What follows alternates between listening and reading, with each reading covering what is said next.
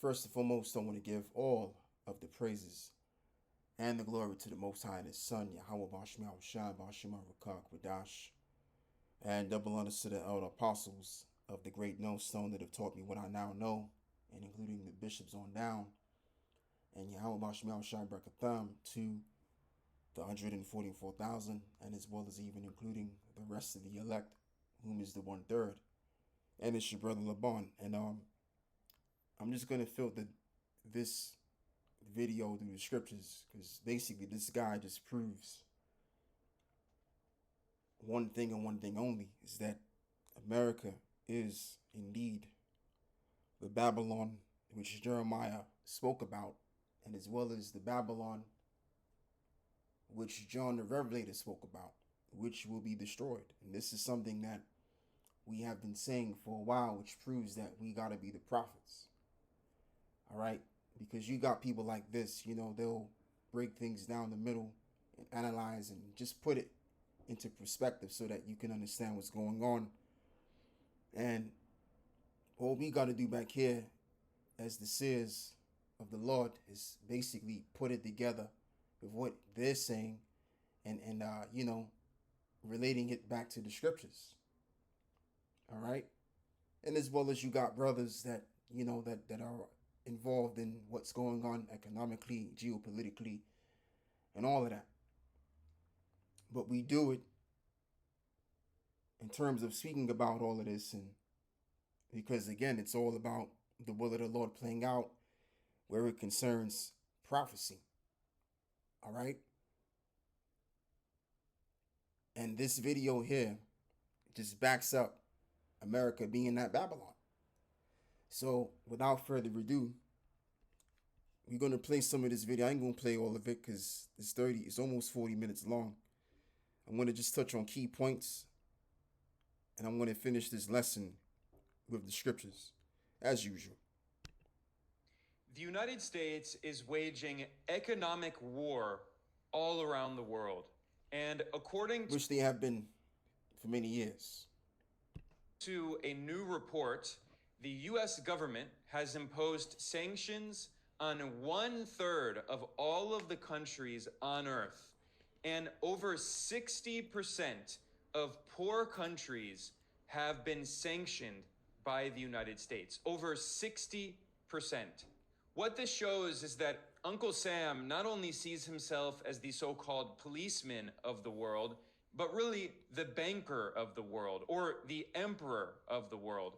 The US government constantly violates international law because these unilateral sanctions are against international law. Yeah, and they can violate international law because they make the law. It's not for them to go by the law, it's for the underlings to go by the law. That's why they can do it. Just to mention. And that's why they have been doing it. And yet the U.S. feels it has the right to meddle in the internal affairs of dozens of countries. Which is in relation to the book of Habakkuk chapter 2. Let's pull that out. Habakkuk chapter 2 and verse 5. Yea, also, because he transgresseth by wine.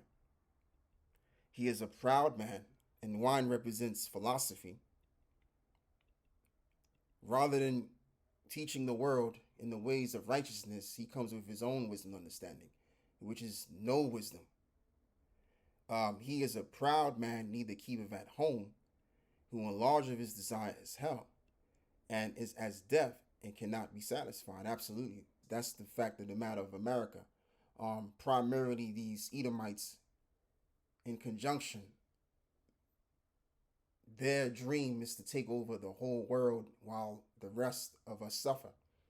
And that's happening right now. You have a very few among Amalek, especially, that's doing very well financially and resourcefully. They own everything, okay? But they want extra power on top of the power that they already have. And they'll be willing to go the extra mile, even if it means jeopardizing what they already have. Okay? Because they cannot be simply satisfied. So Herod is this devil. He has the fatness of the planet Earth, but yet and still he wants more. There's no limit to his greed. So what does he really want? He wants all manner of resources and including people.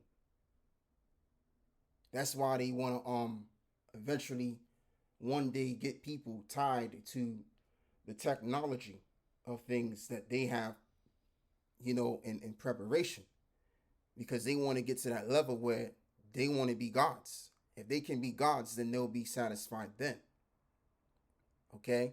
So the law didn't give them the limit of feeling satisfied. All right? They don't have the spirit of having enough. But gathereth unto him all nations and heapeth unto him all people. And speaking about America being all over the place, it's estimated that you have around 700 to almost 1,000 military bases all around, and that's just so that they can control the world. And it's not just America. This is all in regards to the Western powers. I mean, we can include overall all of the countries that are in league with America,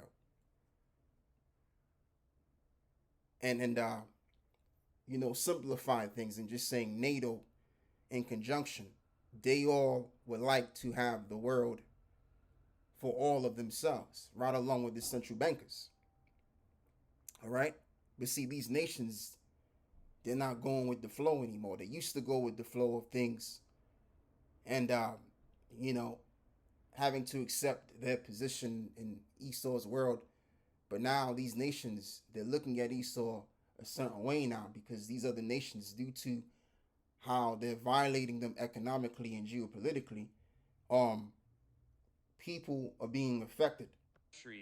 And try to destabilize their governments, try to overthrow their governments using many different tactics, whether it's outright military intervention, whether it's spreading media propaganda and disinformation, or whether it is economic war, which I'll be talking about today. If you look at a map of countries that are suffering under some form of US sanctions, and almost all of these sanctions are illegal under international law, you can see that it includes many countries in Africa, it includes many countries in Asia. So a huge part of the global south is being targeted by US economic war. And this does not only hurt the governments of these countries, it also hurts the people of these countries. Absolutely. Now, in Washington, politicians from both the Republican and Democratic parties claim that their sanctions are targeted against specific institutions, companies, and individuals. But that's actually not what actually happens. In reality, when a country faces sanctions, even if those sanctions are targeted, what happens is that foreign companies and foreign financial institutions don't want anything to do with that country. It doesn't matter if the US government claims there are supposed humanitarian exceptions for food and medicine. That's not the effect. In reality, foreign companies do not want to sell food and do not want to sell medicine to countries that are facing sanctions. Right, and that plays a role in, once again, oppressing certain nations furthermore into being poorer than you already made them to be. Especially if it's a country that doesn't want to play ball. They sanction them. All right? So all of this stuff that America's been doing all throughout the years, like I've said, and basically he said what I've pretty much said in a different way. But now these nations have to react and respond in the way that they're doing, and this is why you have the BRICS, and you have a lot of nations coming under the BRICS, because what they're trying to do is they're trying to get away from the dependency of the dollar, because every nation has a treasury of dollars and stuff, right? So if they can get away from the dollar, then America can place all manner of sanctions all they want. It's not going to have that much effect, or no effect at all, of the nation. All right? Which the whole BRICS thing is not something that these nations have formulated from the ground on up. That was pretty much a set up system to move the world under a technocratic way of doing business. And I'm talking about, again, just to simplify it, towards the mark of the you know what, because if every country is getting into the BRIC system, and once they come up with a currency, which will be cryptic, then guess what? America has to change their currency, all right, to a technocratic currency, which is the goal of the central bankers any doggone way, all right? So it wasn't for the sole purpose of getting away from America per se. It was basically that system, BRIC system, was a setup to push America towards the mark of the you know what.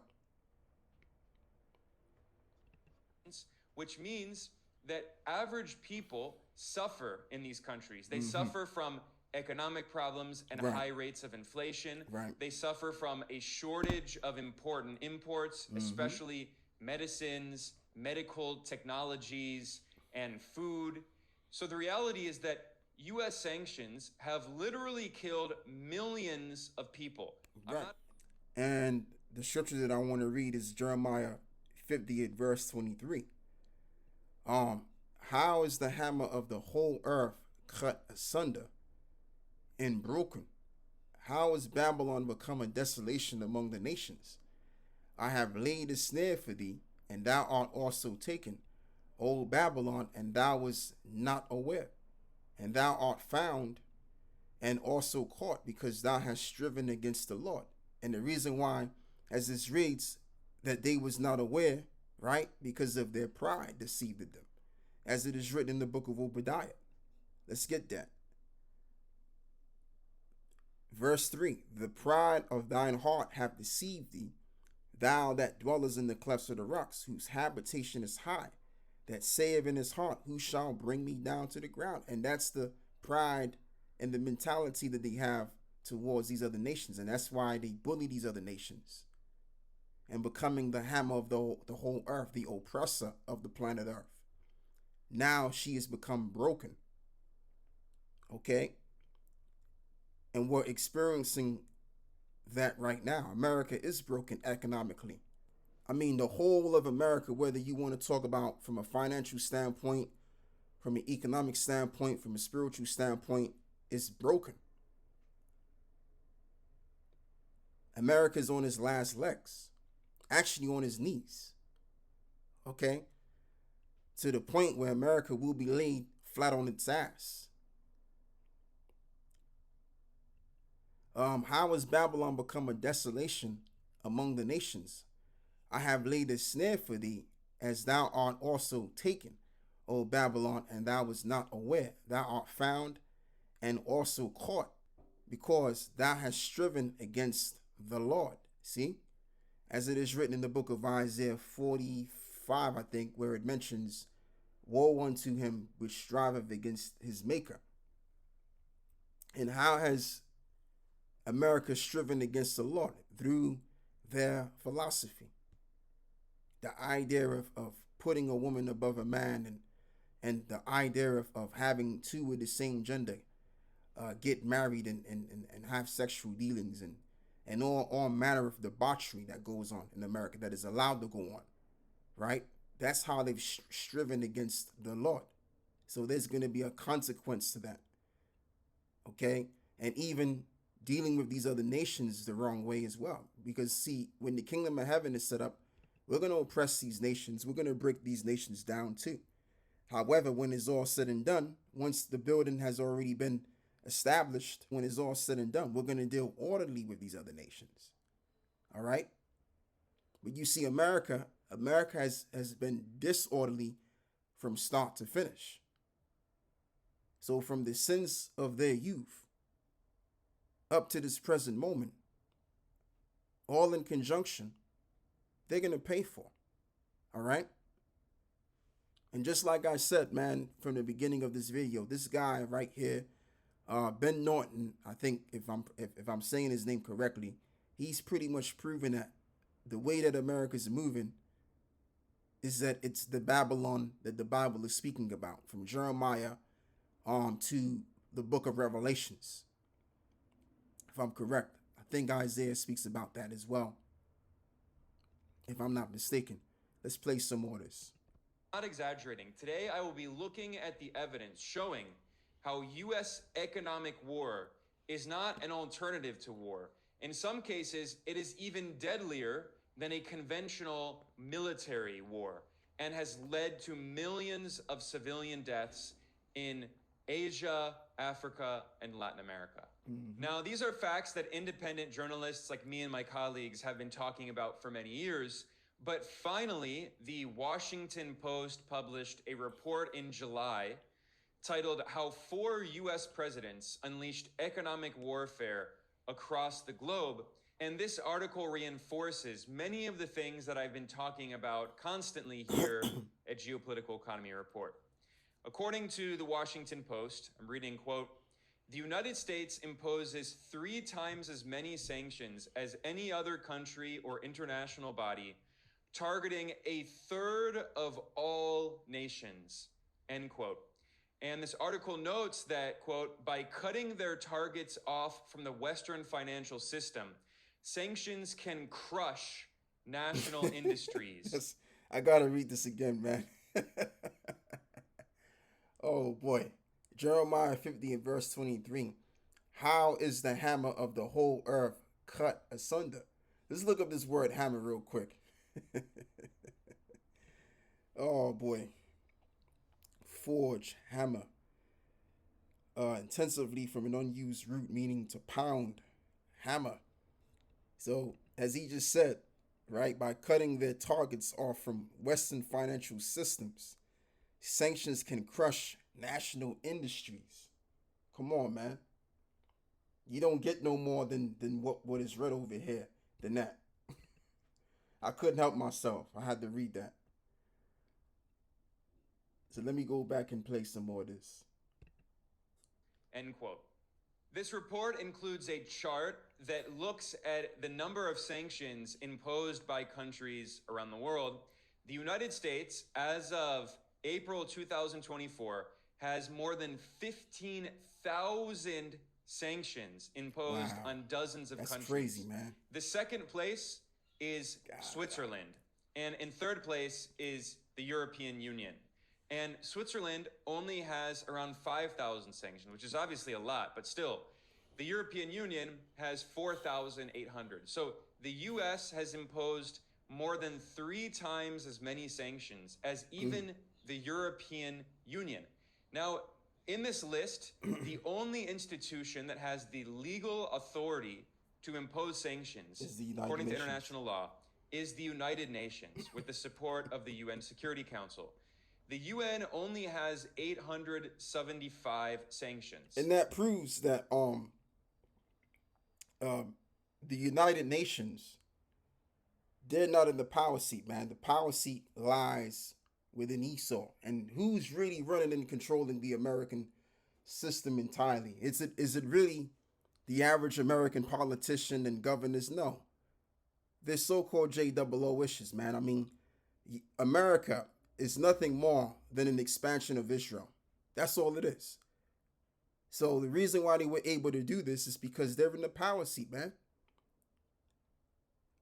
And the United Nation was the idea of the United Nations was established by the so-called JOOishes. Now I'm guessing, I don't know about that entirely, but of course this entire system, come on, is ruled by them.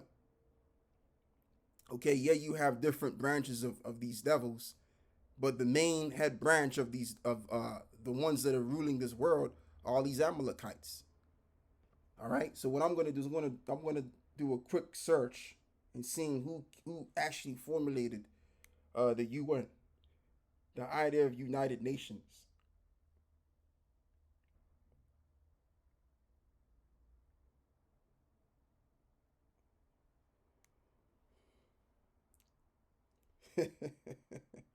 So it was basically it was funded by John D. Rockefeller Jr. That's who funded the building of the UN. Okay, while the United Nations had dreamed of constructing an independent city for its capital, obstacles soon forced the organization to downsize the organization's plan. They ultimately decided to build on Rockefeller's East River plot. Okay. So as this reads, in 1946, Zeckendorf purchased the land with the intention to create a futuristic, self-contained city called X City on the site. This complex was to contain an office building at a hotel, each 57 stories tall, and an entertainment complex between them. X City would have also had a small apartment and office towers.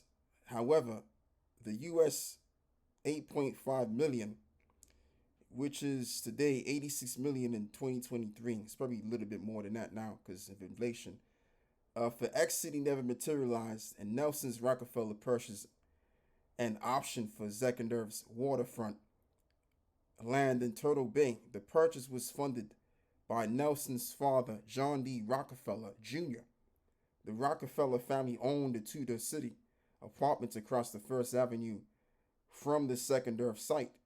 The city in turn spent $5 million, which is at the time $51 million in 2023, on clearing the land. Rockefeller donated the site to the UN December 1946, and the UN accepted this donation despite the objections of several prominent architects such as Le Corbusier.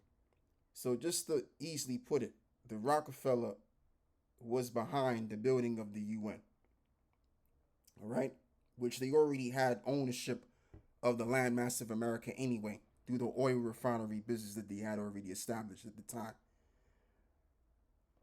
Basically, the Rockefellers are nothing more than the American versions of the Rothschild family.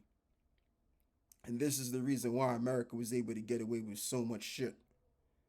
Okay, because what you have is you have these multi-billion-pound, trillion-dollar tycoons that are in control of the politics and what goes on with what America does, even militarily including. All right, they run it all. All right, so that's just the thing, man. The United Nations, they're just a collective of nations to make it look like, see, all nations have a say. There's only one group of people that have a say. That's really what it is. All right. So what I'm going to do is I'm going to read this once more time. So now what I'm going to do is I'm going to read this the third time coming. Again, as it reads, how is the hammer of the whole earth cut asunder and broken? How was Babylon become a desolation among the nations? I have laid a snare for thee, and thou art also taken, O Babylon, and thou was not aware, and thou art found, and also caught, because thou hast striven against the Lord. For the Lord Yahweh hath opened his armory, and have brought forth the weapons of his indignation. His indignation. For this is the work of the Lord, power of hosts in the land of the Chaldeans, which is the Babylon which is standing today, which is about to be nuclearized. So when we talk about the Lord's weapons of his indignation, we also got to include Isaiah 9, because didn't the Lord make the smiths that blow of the coals in the fire to create an instrument for his work? I think that's in Isaiah 9. And verse 4, right? Actually, no, it's not. It's verse 5. Well, you know what? I could read this. This is not what I wanted, but I might as well go ahead and read it. Isaiah 9 and verse 5, for every battle of the warrior is with confused noise and garments rolled in blood, as well as it was in the ancient times. In the ancient times, you would have men wearing body armor, and the horses would be galloping towards one another, and you would hear the sounds of body armor and the sounds of swords piercing through the flesh of the men that were in war. But as this reads, but this shall be with burning and fuel of fire. So in this time, the war which will be waged with the ICBM nuclear missiles. And the reason why, ultimately, because you have countries like America, which cannot win any war on a conventional standpoint. So what are they going to do? The only way that they could possibly win, according to their understanding, is by using the nukes. But you see, when they use the nukes, the mother nations are going to do the same thing. All right? Which ties all the way to prophecy. So I'm going to read some more of this, but I just want to just finish Jeremiah 50 and verse 26. So as this reads, come against her from the utmost border, open her storehouses, and cast her up as heaps, and destroy her utterly, and let nothing of her be left. So all of the storehouse is just a house that stores resources. Like you have on Walmart. I haven't been in the States in a while, man. You have Walmart, and as well as you have Target, and so many other stores you got, and then you have those construction stores as well, right? So when America's destroyed, all of those stores, come on, it's gonna be destroyed, man. All of that is gonna be burnt to a cinder. As it reads, cast her up as heaps. And what does it mean, cast her up as heaps? Let's look up that word heaps. Arama or Araram, which means a pile. So all of those houses that you see from a bird's eye view, all of those storehouses that you see will all be piled and burned. All right? Just like they show you in the film Matrix, the Matrix, they show you that. How the buildings were all black and burned down when Neo was actually seeing, I think they was in New York or somewhere, but they showed you that New York was pretty much burnt to nothing. There was nothing there. It was just blackness. You know, it's piles of bricks burned up and stuff like that. Showing you that these Hollywood movie producers, they know the scriptures, man. So anyway, let's read some more of this. Cast her up as heaps and destroy her utterly, and let nothing of her be left.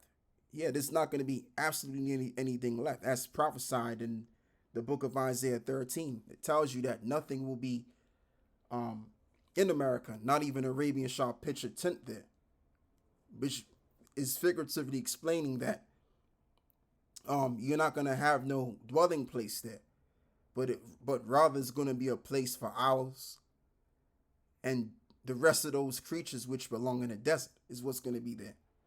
All right, slay all her bullocks and let them go down to the slaughter. Woe unto them, for their day is come and the time of their visitation. And the bullocks represents the people, according to the book of Isaiah 34, as it says the same thing. As this reads over here. And verse 7, and the unicorns shall come down with them. Matter of fact, let me bump it up a little bit. Let me bump it. Yeah, so here we have it. So this is it right here. Isaiah 34 and verse 6. The sword of the Lord is filled with blood, and it is made fat with fatness, and with the blood of lambs and goats, and with the fat of kidneys and rams, for the Lord Yahweh have a sacrifice in Basra and a great slaughter in the land of Idumea. So you would assume, if you're simple, that this is talking about a different place. And this is a literal thing. It's not literal because Basra right now, no one's dwelling in the literal landmass of Basra. The landmass of Basra is nothing more than an archaeological site that you can go and check out. Smack dab in Jordan, which is not far out of Israel, but it's in Israel. Salakia is in Israel. All right? That's all it is. So what kind of Basra would this be talking about? The Basra which holds a lot of Edomites in. The Basra which now let me read this again, man. Isaiah 34 and verse 6. The sword of the Lord is filled with blood. It is made fat with the fatness and with the blood of lambs and goats, and with the fat of kidneys of rams, for the Lord have a sacrifice in Basra, and a great slaughter in the land of Idumea. So this again literally referring to lambs and goats and the kidneys of rams. These were animals that you would sacrifice for sin. Okay, so what this is basically saying is that this Basra, and I say this Basra because literal Basra, no one is dwelling there. If you were to go to Basra right now, you would find out that it's nothing more than an archaeological area to see the old relics of what the Edomites built. That's what you're gonna see there when you go there. So the Basra that it's talking about is where the Edomites are now currently dwelling in, which is America, which is also known as the Babylon. All right. So the goats and the rams represents the people being the sacrifice. And the great slaughter in the land of Idumea, again, represents America. So, let me continue to read from verse 8. And the unicorn shall come down with them, and the bullocks with the bulls, and their land shall be soaked with blood, and their dust made fat with fatness. For it is the day of the Lord Yahweh's vengeance, and the year of the recompense for the controversy of Zion. And that's the ultimate reason why the third woe is here. When I say the third woe, for those of you that don't understand, I'm talking about the third world's war. That's the main reason why there's going to be a third world's war, which we are already in. But I'm talking about when we start to really see the missiles flying to and fro and hitting in every place because of what they have done unto Zion, the people of the Lord, the children of Israel, also known as the so-called blacks, Latinos, and Native American Indians. And these are they whom the nations have afflicted. So the big payback, as James Brown would have sung to you back in the day, is coming among these other nations. All right, will be had among these other nations. So that's all I got to read from there. So now I want to bounce back to Jeremiah 50 and verse 27 again. Slay all her bullocks, which represents the people. Let them go down to the slaughter. Woe unto them, for their day is come, in the time of their visitation. So there's going to be a particular moment in time for their visitation. And who's going to visit the earth? Primarily, as we know it to be Yahweh. When we start to see the signs and the wonders, as the Apocrypha tells us in 2nd Ezra, the 9th chapter, and as well as what Yahweh told the disciples, when we see all these things, then it's to let us know that the Messiah is going to make his second return and to visit the world which he made. And when the Lord comes back, he's coming back to judge with great judgment the people of America, and as well as even, the rest of the world. But primarily America is going to receive the main kind of judgment, the nuclear destruction and the nuclear destruction and the invasion of the Heavenly Father and his heavenly host. All right, which we're talking about the nuclear destruction and as well as the fire, which the Lord is going to add into as well. All right. The voice of them that flee and escape out of the land of Babylon to declare in Zion the vengeance of Yahweh our power, the vengeance of his temple. Verse 29, call together the archers against Babylon, all ye that bend the bow, camp against it round about, and let none of thereof escape, and recompense her according to her work. Let's get that in the book of Revelations on the 18th chapter.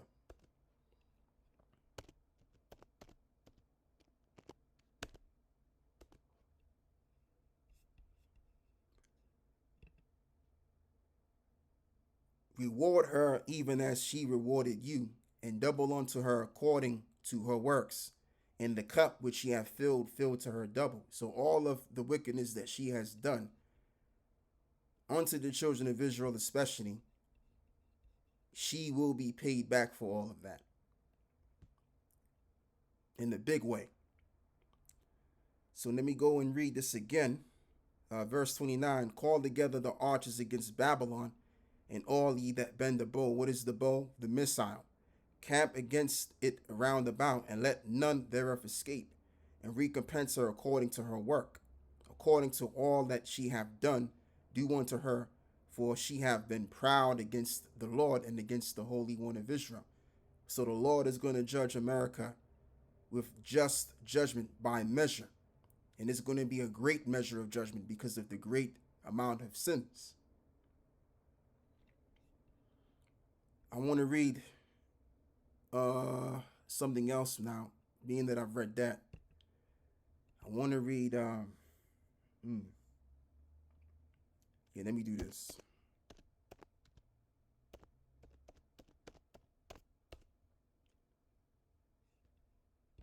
That's why this reads in Isaiah 24 and verse 20, the earth shall reel to and fro like a drunkard, and shall be removed like a cottage, and the transgressions thereof shall be heavy upon it, and it shall fall and not rise again. So again, just like I said, America is going to be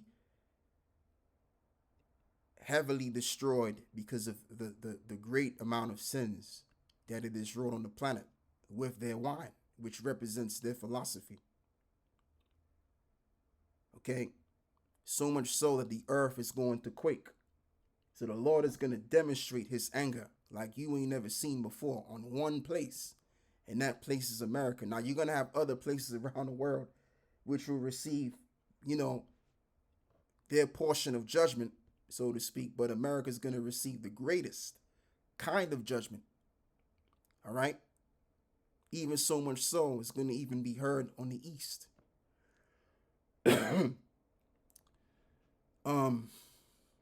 Yeah, one more time. I'm going to read this. Call together the archers against Babylon, and all ye that bend the bow, and camp against it round about, and let none of thereof escape, and recompense her according to her work, according to all that she hath done, do unto her, for she hath been proud against the Lord and against the Holy One of Israel. And the archers represent those that are in charge of the missile. Just like in the ancient world, your archers were those that were there, and they were there, of course, in a time of war. Like when you watch the film 300, you would have saw in that film, when men were warring in that film, you would see men by the hundreds pulling back the bow. They would pull back the bow and arrow, and then the arrows would flame to the other side, and you would have 100 of them going to the other side towards those that they were fighting against. So it's the same way those missiles are going to go out. You're going to have 1,000 missiles that are going to be shooting at the same time. Backwards and forwards you're going to have. You're going to have backwards and forwards of an abundance of missiles. But most of those missiles are going to hit America. Okay? Just like the bow and arrow. And that's how Jeremiah saw it, because they didn't have, of course, the technology that they had, that we have right now. So he saw those missiles going up like a bow and arrow.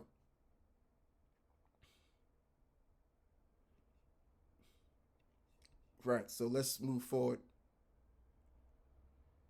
And let's go and get, I could actually read some more of this. This is Isaiah 24 and verse 21. And it shall come to pass in that day that the Lord Yahweh shall punish the host of the high ones that are on high, and the kings of the earth upon the earth. And how are they going to be punished?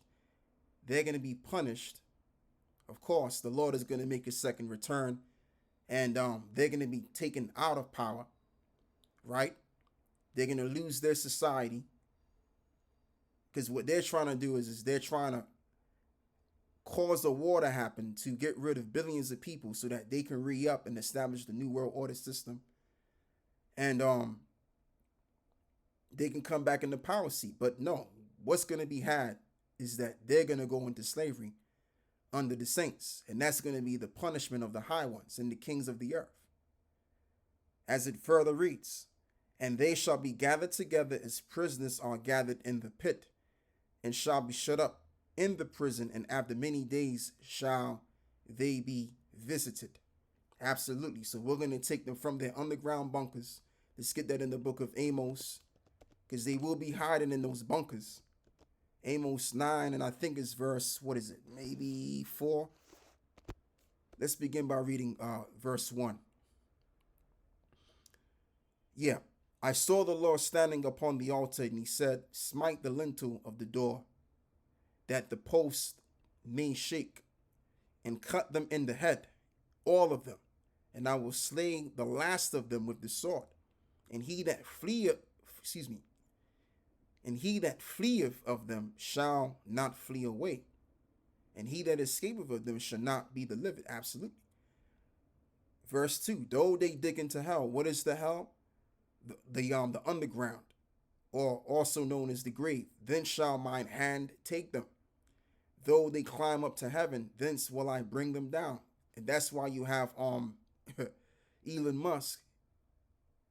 For some time now, he's been speaking about using his rockets to go out of space, because really what they're trying to figure out is a way and how they can get out of the earth before their destruction comes. And then you're going to have those that have already built their underground bunkers, especially the super rich. People like Mark Zuckerberg, people like Elon Musk, all of these people, okay, that have billions of dollars, or in some cases trillionaires too. They know that the time is going to come where all of these places will be nuked, but America primarily will receive the most nukes. And America ain't gonna come back. But they're hoping and believing that when they come back out of those bunkers, they can reestablish themselves again. But that's not going to be the case. What's going to be reestablished here is the saints. Just like in the days of old, when you had King Solomon and as well as the rest of Israel, that society right there in likeness, but even greater, is going to be reestablished. Okay? So these devils, they're not coming back up the fourth time. There ain't no such thing as the fourth industrial revolution. This is not the vision which has been scribed in the book of life to happen. So therefore, it's not going to happen. What's going to happen, as I'm going to say again, is that there's going to be a reestablishment of the saints of the Most High. And they're going to take the kingdom and possess it forever and ever. What is this kingdom? The kingdom of Yashara Allah, which is the kingdom of Israel. All right? That's what's coming down the pike. Esau already came into power the second time, which was prophesied. So he gets no more turns on this. Now it's Jacob's turn to be in the rulership next. As it is written, Esau is the end of the world, and Jacob is the beginning of it that followeth. That is the order. All right? And that's the same order that Daniel saw. When you read the book of Daniel, it's the 7th chapter. So they're going to be brought down. And once they're brought down in those bunkers from the nuclear destruction, after the dust is cleared, we're going to take them from their underground bunkers, and we're going to know exactly where they're at. All right, and we're going to find the asses, and they're going to be taken out of those bunkers just so that they can build up our walls. And we're going to be treating them like shit too, just like how they did us. All right, verse 22 again in Isaiah 24. And they shall be gathered together as prisoners are gathered in the pit, and shall be shut up in the prison. And after many days shall they be visited. All right, so when they're visited, they're going to have to come out of there, man, and they're going to have to put in that work. And we're going to own these people. We're going to own all of these which are declared as billionaires, trillionaires, basically the kings of the earth. They're going to go from being the kings of the earth to being a bunch of slaves, dirty-ass slaves, to build up our walls and to make us look good eventually. All right? That's the whole purpose of these other nations, is to build us up, to make us look good. All right? The reason why these nations went above and beyond us because of our sins against our power. That's the reason. Okay? So that's all I got. That's all I have right there.